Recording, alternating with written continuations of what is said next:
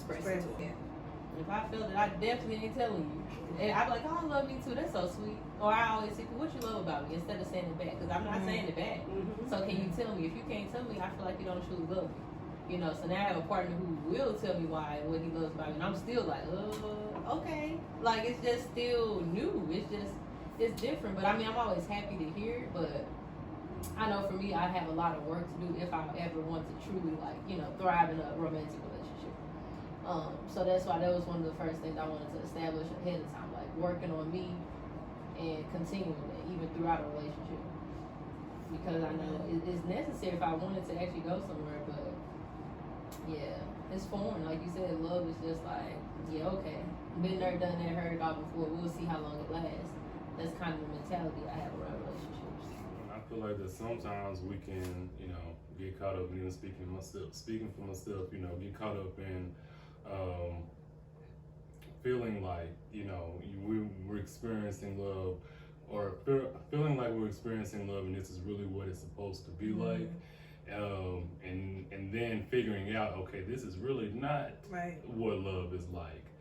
But still convincing myself, well, this is our love. This is how our love is supposed to be, because of being fearful of, is there anything else out there for me? Is there anything? Is there love outside of this relationship? So convincing myself that, this is how love's supposed to be. Supposed to feel just like this, and if it, you know what I'm saying, and if it's off, that's just how our love is. But just having to get to that point where I realize that okay, it's not. This is, it's caring. At this point, it's caring, because stop saying the words now. Yeah. And when you get to the point where you stop saying the words, and I feel like in a romantic relationship where it was there at the forefront and you were saying it so often, but you started to dwindle, I almost feel like that's kind of like a little sign, that things are kind of going that way. Honestly, I feel like in a romantic relationship, that is. Yeah, the shift is, the tide is shifting. You keep saying love. That love will have you coming back to something that you say you've let go of. Especially if it's like, well, I still love her. And if that person or whoever it is come back into your life and start saying some things, and then you reflecting on when things were good, sometimes you omit, forget about all of the things that led up to the breakup or whatever. So that's why I say care. I care for you, but I'm not looking at the things that, because that'll keep you stuck. And that'll keep you in a state of confusion sometimes too, because you're still holding on, but I still love him. Wow. I still love her, or whatever the case may be. So, that's good, sis. I just, and then it also kind of messes up the other person, because if you tell them, I still love you, that'll make them feel like it's some hope there. It's still a possibility that, she still love me. Did you hear that, y'all? And old crazy could be out in the bushes somewhere because you didn't told him, that you still love him. So that's still hope. That's one of the things that I made sure when I got divorced. I don't go and be like, I still love you. I said, I care. Let's make it clear, because if I don't and that person still loves me, that'll make them still try to hold on. And then they can't move on. So I gotta make sure that you know that those feelings that I had when we were together are no longer there. I wish you well. I care, make sure that, I don't want you to be hurt or whatever, but the love that we had, that I had for you, I don't know what you're feeling over there, that's your business. But what I got over here is not the same thing, and I don't want to lead you on. So I have to just be upfront and be honest, because think about so many relationships where people get hurt. Well, physically, or folks killing people because they feel like, you said you done, but I ain't done, or you still told me you love me, and I see you with somebody else. And then they snap and lose their mind because they feel like you're playing with their emotions. That word love is serious. And it can be dangerous, depending on who it is, especially if they don't know how to handle it, or if they see you as the only true love of their life. I ain't never loved nobody like I love this woman. I ain't never loved nobody. And if I can't have them, so, that's a word that I try to be so very careful with. That's why, you know, in my younger years, when a guy be like, I love you, Dad, but I'd be like, okay, cool. Because I never wanted to say something to somebody unless I meant it. Yeah. Yeah, I get that, but I also feel like the heart won't what it won't. You know, because I've been in situationships where I was completely honest. Never would say I love you. And I would look this man dead in his eyes. I don't love you the way you love me. I care about you. Don't want you to die or nothing. You know, I would cry if there was something happened to you, but I don't love you. Right. And the way you look at me, how you're in love, that's how I looked at somebody else. I don't look at you that way. You know, so it's just like, for him, oh, it's okay. I'm comfortable. I'm a creature of habit. I'm good. We'll figure it out. You just playing hard to get. You just got trust issues. You know, you've been hurt before. Because, you know, everybody thinking like, oh, she just been hurt. It's cool. I can make her, you know, I can make her get past that. I'll do everything that I want to do anyway. And, you know, it was really bad and toxic because, you know, you're telling your family we're together. And I'm telling we're not together. So now they looking at me side like, what's wrong with your girlfriend? She weird. She don't show no affection. She don't come up for holidays because I'm not his girl. You know, and that's what I'm trying to explain to these people. So now it's my fault, you know, because essentially I allowed him, you know, to continue to, you know, wish and hope for something, even though I'm telling him it's not going to happen. He's telling me he understands, but his actions are not showing. You know, so it's like for me, like I knew there was love within that relationship based on what he showed me. Just like I can tell when people love me without even saying it. You know, because I think even that situation where I said it's my soulmate, like we've never actually said, you know, I love you on a daily basis, anything like that. It was just through the actions and the way I was treated, the respect that I was always given. And for me, like, it's certain things I look for, that kind of signal love. But I know when you're not in love with me. And I feel like a lot of it comes down to loving yourself more. I can love people and move on and be okay, but I know I have to love me more at the end of the day. So I think that was the big difference for me. It's like, the love and care is there. Not that I want to be with that person or anything like that. Love is in like, I know you respect me. I know you honor me. I know your family respects and cherishes me. And I know that level of care to that point, that you trust me with like, you know, your deep dark secrets. I feel like that's another level of care that I just give out, you know, freely to anybody. And I don't like, you know, telling people like out of habit, I love them, you know, because I feel like I want you to know I mean it's not because I'm used to saying it. So in like romantic relationships, if they say it every time we get off the phone, like, are you saying it because you used to saying it or do you mean it? Because if I haven't seen your actions match up and you just telling me this, you know, because you feel like, oh, well, she love me, I'm gonna say it back, or vice versa, like, it don't hold no weight to me. You know, in my friendships I can have it, but in romantic relationships, like, I don't know. It's like, if I feel like it's both ways, then okay, fine, I can receive it, but if not, it's just hard for me to hear that on a daily. I'm just like, okay, here he gonna say it, I know he's gonna say it, so I gotta say it back. Because I don't want you to feel some type of way. You know, I used to be in that situation versus, you know, when I was older, I was comfortable, like, hurting feelings, and I got called heartless a lot, and I don't like being called heartless. So, you know, I deal with that. Like, I'm not heartless. I just don't want you to get the wrong idea that I don't feel the same way, because I don't want to mislead anybody. Sometimes people use the word love because it sounds good. It sounds good to put that on the ear. Getting off the phone, I love you. Like add a cuss word to something, you know. Right. Especially when you're getting off the phone, you know, that's it. But I'm like, you know, if you, especially in a romantic relationship, if that's the only time you say is when you get off the phone, then it becomes, like you said, a thing of habit. It's not a thing of just being, you know, like, I really love you. I had to say, I'm in awe of, you know, how much I'm in. It's not that type of, you know, thing. It's just, I'm saying it because it sounds nice. I'm saying it because I feel like I'm supposed to say it when getting off the telephone. You know, I'm saying it just to show you that I care about you, and that's it. You know what I'm saying? You know, and that's it. But it's not anything like I said, like, man, I'm in awe. Like, this is, you know, this is love. That's what I get every night. See, break it down every night. We're striving for. Go on, talking this about. half of the time is striving to get on. So, I had to get used to it. But he will always tell me what he loves about me. Before he get off the phone, and how much he appreciates me and what I mean to him, not just, oh, I love you. He would break it down, and sometimes I'm like this, you know, falling asleep, can you wrap this up, you know? But, you know, I had to learn that he wants to make sure that I know the depths of his love for me, and not just saying, "Oh, I love you," and hop off the phone. So that was something that I had to get used to, because in the beginning, when he would go into such detail, the only thing I'd be like, "Oh, I love you too," and you know, right. okay, well, good night. You know, he done like, I done broke this stuff down to this woman. I done expressed and poured out my love, but I've had, you know, I've gotten a lot better. But he didn't push that on me. He, you know, pushing for that response back. He let it happen naturally. It's almost 6 years, and he does not miss a day. He has not missed one day out of almost 6 years of telling me how much he loves me, how much he appreciates me, you know, what I mean to him, and how much I've changed his life. So, you know, when he say it, I feel it, and I know it's real. Ain't nothing fake or phony about it.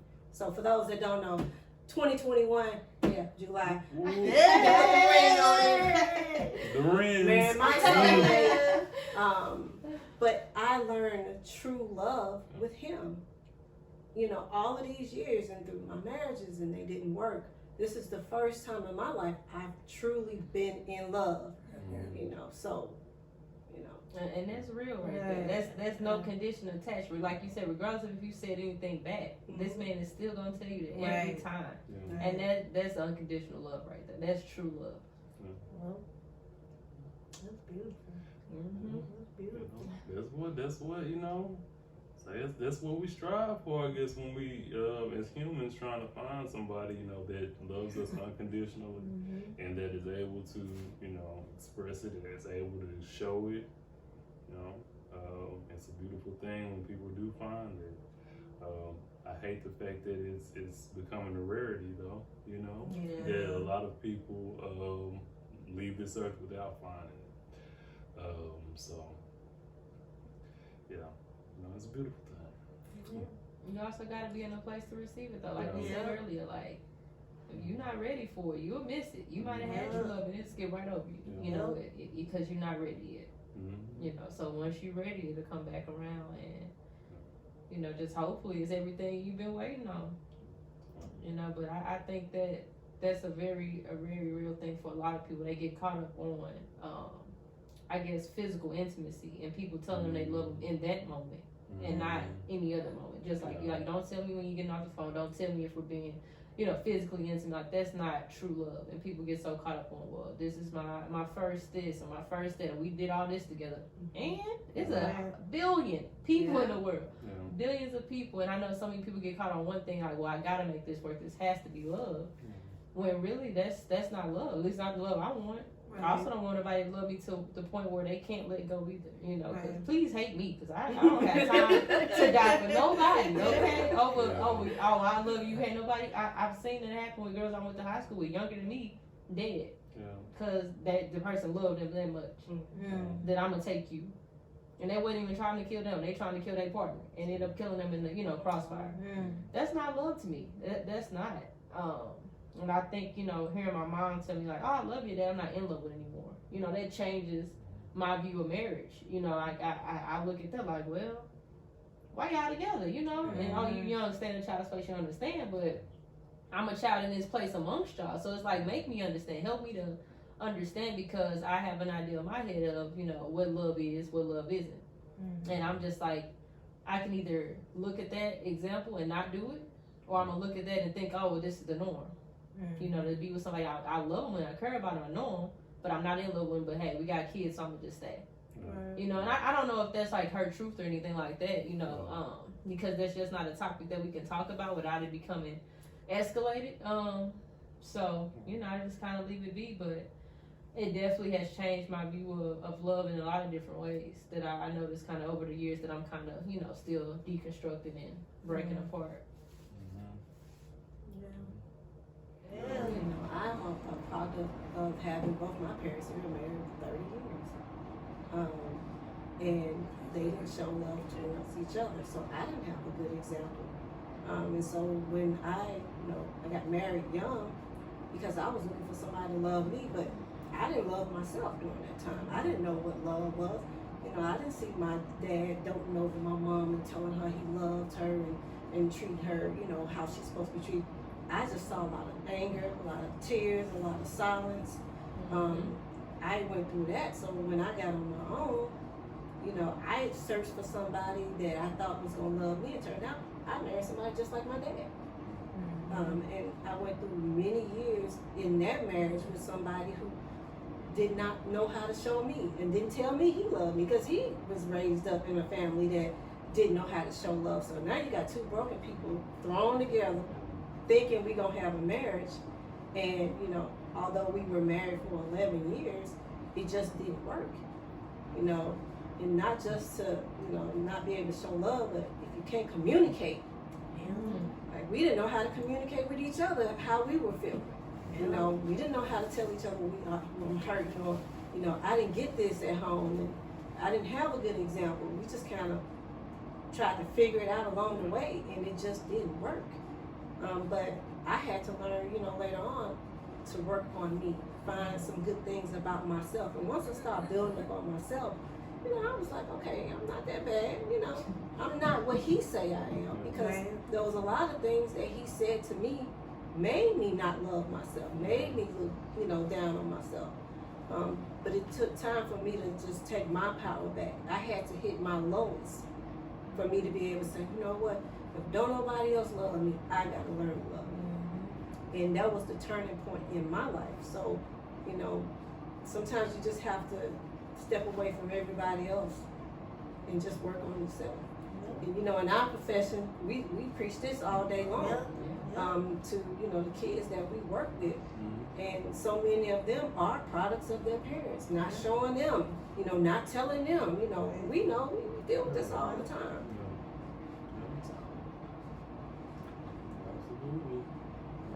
Absolutely. So like you said, it's work. It's work you gotta do with yourself.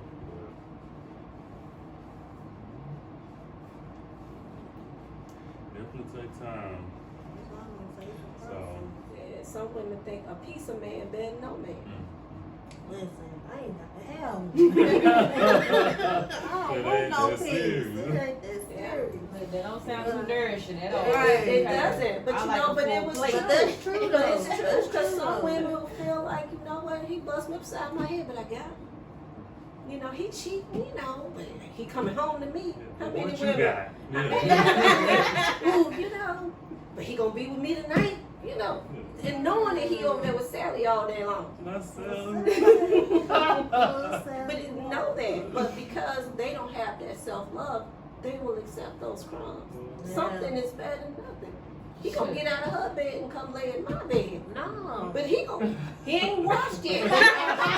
He gonna come lay in the bed and I'm gonna put the cover over him and baby go on sleep. You know, because he's with me. But that's where that lack of self-love and feelings of self-worth and building that self-esteem comes. When you don't know your worth, you will accept anything from anybody. You know, I was that person when I was young. You know, thank God for change. You know, that's a whole nother story. But you know, it's just I had to see for myself that if didn't nobody else love me, I gotta love me. So He ain't washed. you know, some of them don't wash. Come on, Oh, because you know she's sniffing him to see if he smell like soap or something. So he gonna crawl on up in the bed, crumbs and all. Where the crumbs come from? They came from inside chick 2-year-old leaving the chick over. But I'm thankful that one thing I've always kind of had is this, that I just don't have a tolerance. And I think a lot of people close to me at the time, you know, that were settling and taking them crumbs, they judged me for it. Like, oh, you too picky.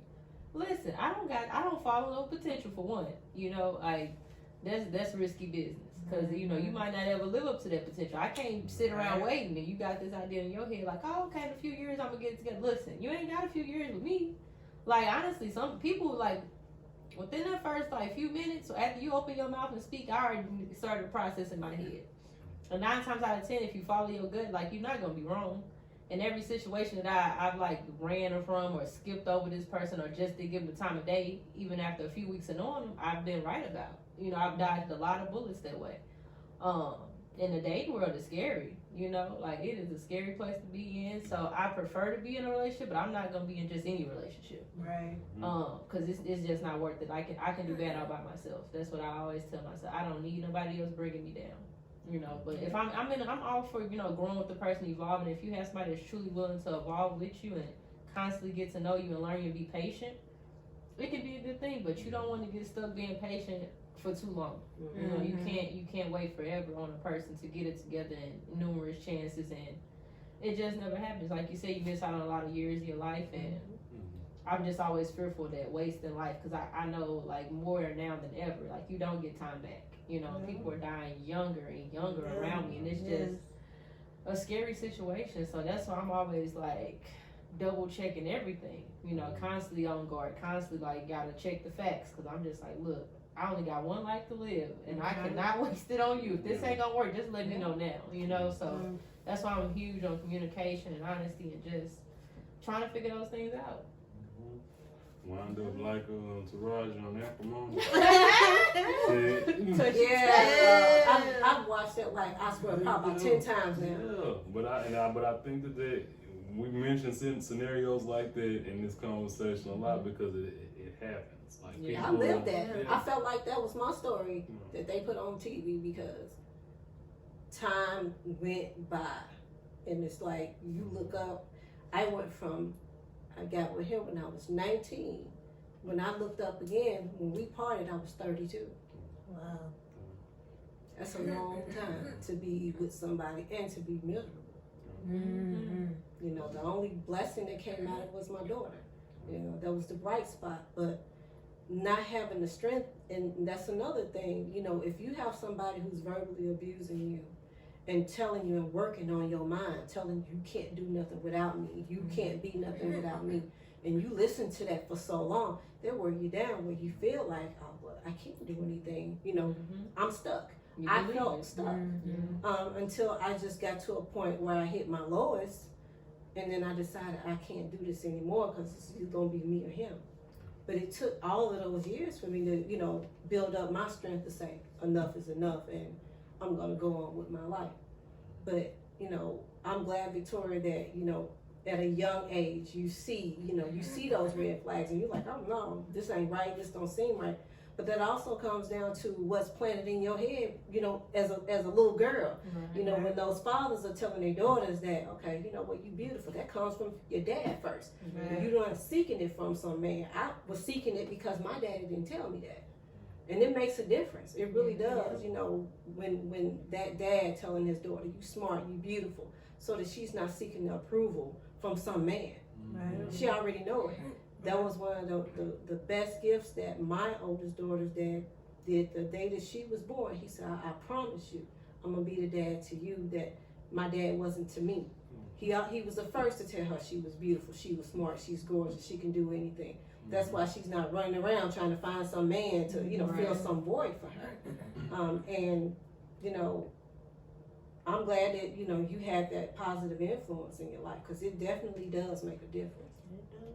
Yeah, but I'm definitely grateful, because, like you said, he did tell me those things. Like, when I cut my hair, my mom was like, they gonna think you gay, you gonna like a little boy. My dad's like, I don't care if you bald, like Mr. Clean, you gonna look good. Like, you know, he like, F that her. Like, that's pretty much how he was. Like, he embraced it when I hated it, because I'm looking at my mom. You know, like you said, when somebody tell you stuff, you start to believe it, you internalize it. So, like, it could be, I can be ready out the house, y'all, and my mom would say one thing she don't like, and I would change my whole outfit.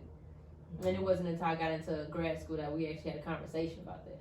I was like, you know, you objectify me. She's like, what? You know, she was very defensive, but that was just like, it's like, I'm not saying you're a bad mom, I'm not saying you don't love me, but this is just something I recognize is happening. Like, my dad, you know, he'll tell me if I'm looking a little too crazy, like, okay, that's a little too revealing where you going, you know, out of concern.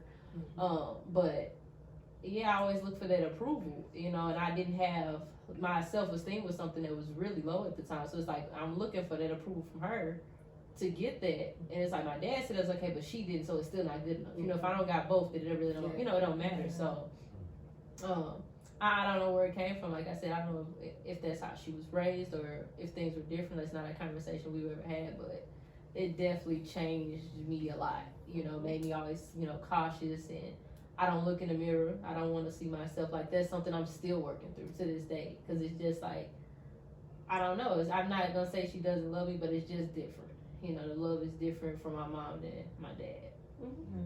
I mean, y'all were also talking about how important that it is for dads to tell, you know, the little girls and stuff. I think that, but you know, also the little boys too. You know, it's important for them to hear those words, so that when they grow up, that they know that it is okay. It's okay to, you know, say, you know, I love you, or to show affection towards their sons, or you know, towards the men in their life, and not feel like that they're going to be put down or seen as weak, or you know, or even gay, or whatever the case may be. You know, just because they're wanting to express emotions and stuff. So, you know, I think that it's important for them to be able to speak that into, you know, the sons, like you know, you're handsome because you come from me, whatever. You know, just to kind of put that out there. So, you know, because I feel like the men, the boys, they go out and they're seeking something too. You know, they're seeking things that they didn't get as well. They may not be able to internalize that and get to that realization as quickly as, you know, the women and you know, young girls do. But you know, I think that they're seeking stuff that they don't get as well. So that's true. That's very true. I definitely appreciate hearing young men my age, you know, my generation, essentially in their 20s, complimenting each other. Yeah. That wasn't something that I think I saw a lot of in schools. Like, it was always like, oh, like you said, you make a compliment, oh, I'm going to perceive you as gay or weak, or okay, we're going to bully him because he's soft, you know. But now I see it all the time. Like, man, brother, you fresh. Like, oh, I like them shoes. Like, oh, he look good though. This is a good looking man right here. Like, they'll say that and it'd be okay. Like, I'm like, I love seeing that. Like, pulling each other up instead of trying to kill each other, you know, or shooting each other, or hating on the next person and wondering what they have. Like, truly just valuing another person and knowing like they look good and it's okay. Like you said, I think it's acceptable for women to compliment one another more so than men. But now, like I said, I've seen a huge shift. And just like younger men, you know, complimenting one another and not, you know, feeling any type of way or having to say no homo after anything like that, anything taboo. They just say it, you know, and it's okay. And I don't think anybody like judges them for it. Like, but years ago, I don't think I would have ever saw that. You know, so I'm definitely grateful for seeing that, you know, things are changing, despite how they might have been raised. Even if it was, you know, from dysfunction, like, it just comes from people, I think, being more aware of, you know, mental health, and that you have to, like you said, break those generational curses. And being, you know, exposed to, you know, different things. Like, if you go around, you know, a friend or, you know, a friend's family, like having that exposure to a different environment, that allows you to start that process of like, wait a minute, that, you know, it's something different outside of where I grew up, you know, and so, you know, having the opportunity to see a different perspective and really take the opportunity to, you know, that's a light bulb of awareness. Like, okay, now I can start to question, be like, you know, wait a minute, like, they do this over here, but over here, you know, why is this the case? So, I think it's important for people to have the opportunity to be around different people and see something outside of what you consider normal, because everybody's normal is different. So, It sure is. I remember my first marriage when my daughter's dad used to come around my family, you know, because my mom's side very touchy-feely, they hugging and stuff. He was like, it don't take all that. Who does all of that? Because it was just bizarre, you know, for him. You know, like me and my mom walked down the street, we were holding hands. You know, he wasn't like, who does, you know, it was just foreign to him because his family, they're not affectionate at all. Like, not at all. They don't hug, they don't say I love you. But I didn't know this, you know, when I got with him. Like I said, I visually was looking, but not really paying attention to those red flags. So it's like, he was like, why y'all are hugging, is kissing, is people I ever seen? Who does that? And I'm like, but that's how my mom has 6 siblings, and they all are close. Like, that's just how they are. And so I think a tad bit of that rubbed off on him, not a whole lot. It wasn't enough to, I think that if he was around, we were around him a lot more, I think probably would have rubbed off on him even more, but since it wasn't, he was just like, oh, okay. And he used to tell me, why don't you go somewhere and sit down? When I tried to be affectionate, because he wasn't used to that. It was like it was smothering to him. But in turn, that was damaging to me because now I'm feeling rejected. Right. So I'm like, okay, well, you don't want, I'm your wife and you don't want me to be affectionate. So what did I do? I kind of, pushed back, like, okay. And then I started becoming cold because, like, he don't want it. And I can't make him want it. So, yeah. Just kind of not knowing, not being aware of the fact that, the way that my family shows affection and the way that I've seen my parents interact, has kind of weighed on, how I interact in a relationship, because that's what I had seen so much of. So, my affection, like when I'm in a relationship, my affection is I'm not the most affectionate person. I want affection, but I'm not the most affectionate person, if that makes sense. So, and then I'm also very particular. I'm also very particular. So it's like when I want affection, I do want affection.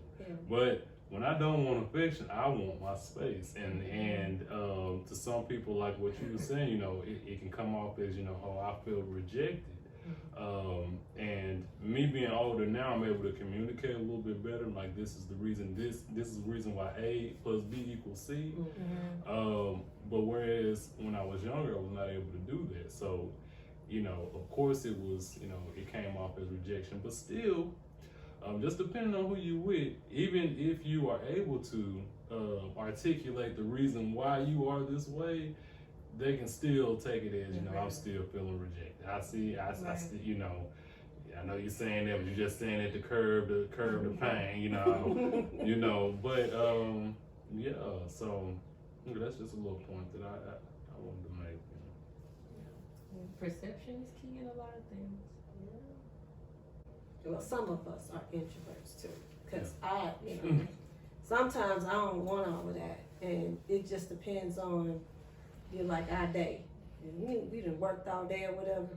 You trying to unwind. The last thing you want is somebody right up on you, hovering. You kind of need your time to unwind. I'm like that. I'm a very affectionate person, but sometimes it could be overwhelming, especially if I'm tired, or I dealing with the kids, or if we were at work or whatever. So I need that time to myself. But if a person doesn't give me that time, that's when the attitude kind of come out, and then, you be like, oh, well, you snappy, like not trying to be snappy, but, if I'm telling you that I just need a moment, just be respectful of that. Right. And, I'm gonna always come back around, right. But I just need that, maybe that 20 minutes. My sweetie had to learn that about me, because he don't get tired. He don't get tired. He all 100% all day. Everyday affection, him all day. He don't get tired. And I'm like, he don't get tired, but I do. And so I had to start explaining to him, like, you know what, I love you, but sometimes I just need my space. So he's learned that through the years. Like, I'll go to the park, I want to sit, and he used to want to call when I'm in the park. I'm like, this is the reason why I'm in the park, because I don't want to talk. Now, and he used to get a little, a twinge there. Now he understand. If he called me and I'm there and he's like, oh, you have a little downtime, I'll talk to you later. We had to work on that.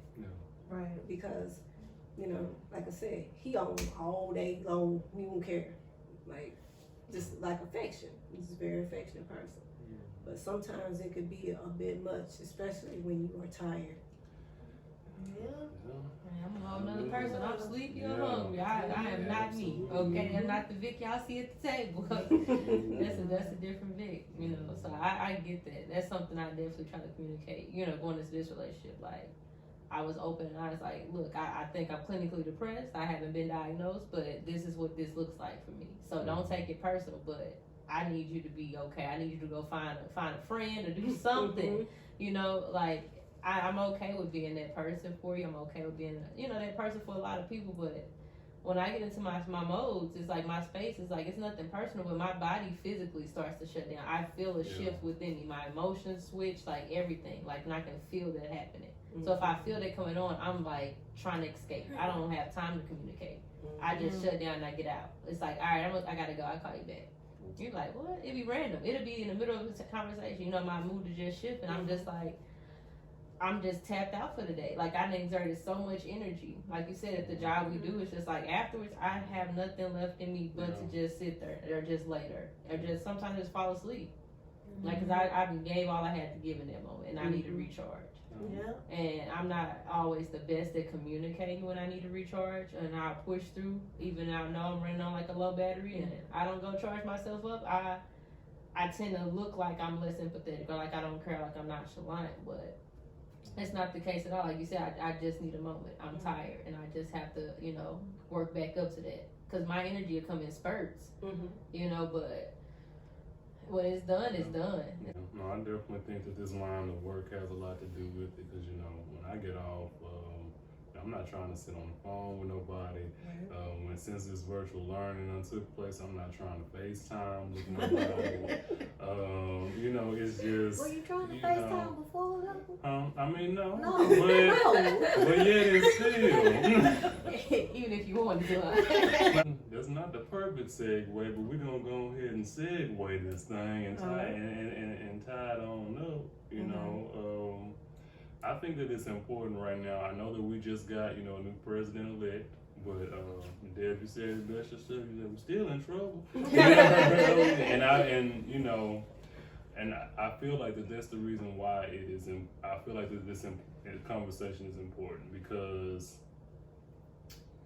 in the time right now when we're struggling, everybody is struggling. Being able to say those words, say that phrase, you don't know how much like they can like change someone's day, you know, change someone's just week. I mean, it's important. Like words are powerful.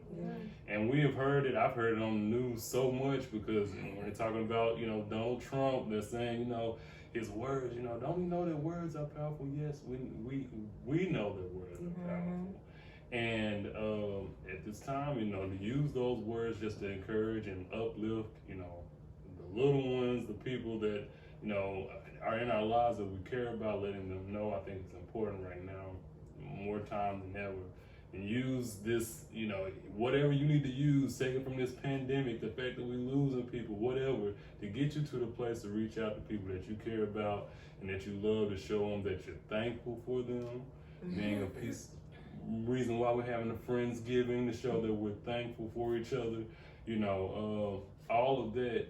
I mean, it's good. And then at the end of the day, you will see that it does you well as well, to be able to express that and get that out.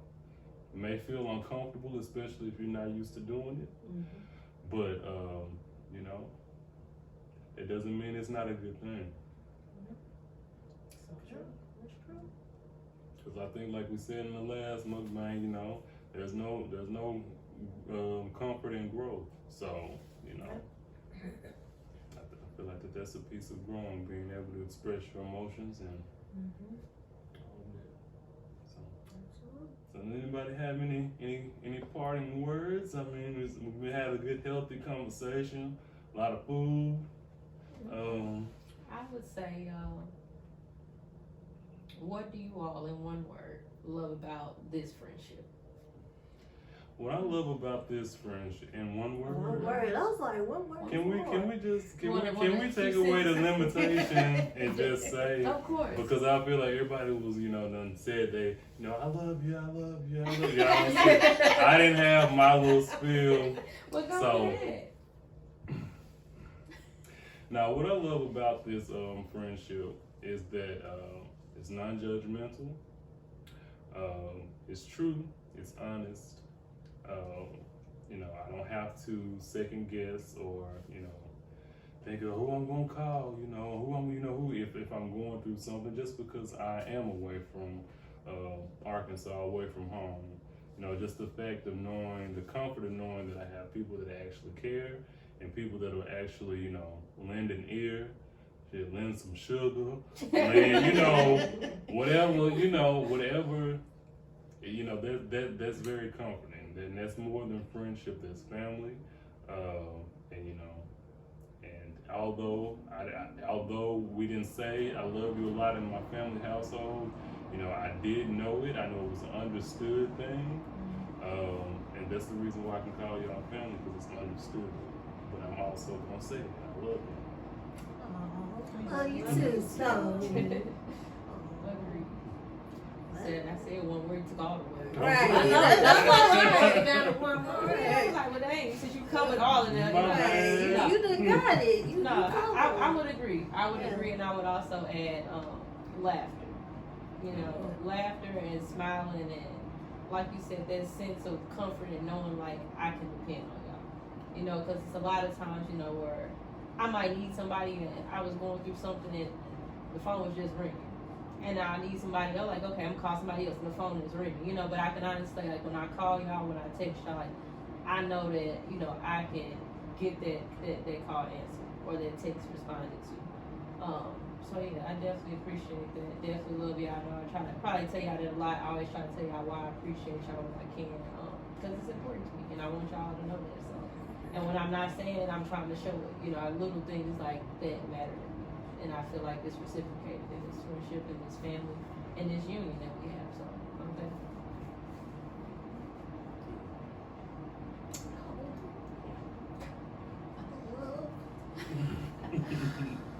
What words are left?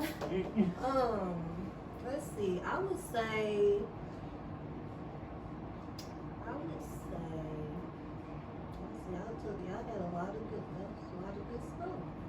I would say. I don't think I heard the word.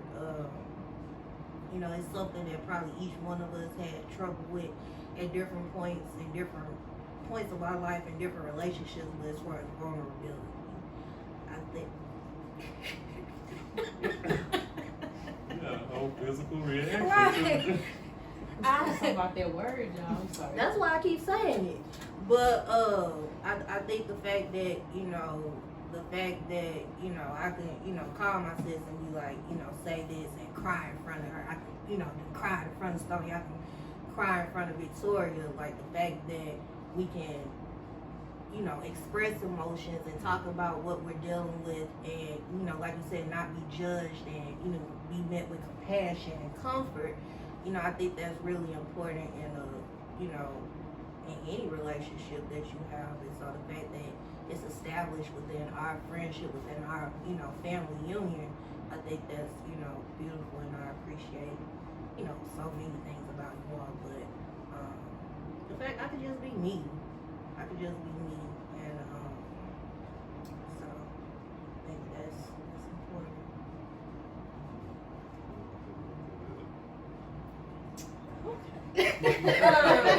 Shame girl, I got you waiting.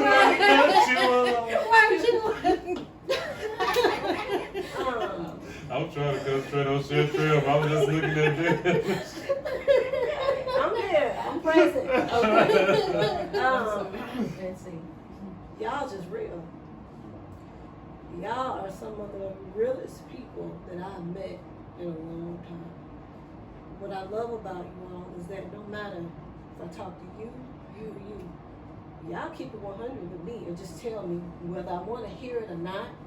Victoria be trying to pick my brain, like, oh, it's the unspoken words that, you know, she's like, okay, Deb, you saying this, but, you know, and Stoney, you know, I reached out to you, about last week or a couple of weeks about something, and I like the fact that, you know, even my sis, even though she be like, I'm hard-headed, I don't want to hear it, I appreciate the fact that y'all just tell me the truth. And I know y'all love me because of, you know, y'all don't let me get by with certain things, and whether it's going to hurt me or not, that's what I need. You know, because that's how I'm growing. You know, even though I'm the oldest person at this table, I learn from you all the time. And that's just because y'all always keep it 100. You tell me what you're thinking, how you feel about it, and all this ain't a good thing to do or whatever. I appreciate that. Because I've had friends before, and they claim, they say they love you, you know, but it turned out they really didn't. So when I meet people that's sincere, and I can feel it, I don't make friends easily. And when I call you a friend, I mean that. That means I really, really mean it, and I really truly love you, because friendship means a lot to me. I've had so many fake friends in my life, or so many people that just try to tell me something that I want to hear and talk about me behind my back. So, you know, I'm thankful for you all because I truly, you know, have found real friendship with you all. And like I say all the time, you know, in the morning when we do our group takes, y'all my family. You know, I got with Stoney from Arkansas. You know, we rap all day, every day. But then I fell in love with these St. Louis, these STL people from the shoulder state. So, you know, I'm thankful because I feel like I got the best of both worlds sitting at this table. That's a blessing. Well, y'all, this has been a wonderful second annual Friendsgiving. So I thank y'all all for being in my life and you know, just riding this journey and growing together. Yeah, and just want to thank y'all for joining us for our second annual Friendsgiving. Know we got a little deep there, but you know that's what happens on Growth Spurt. Okay. Thank you so much for watching. We'll see you next time. Say bye, y'all. Bye.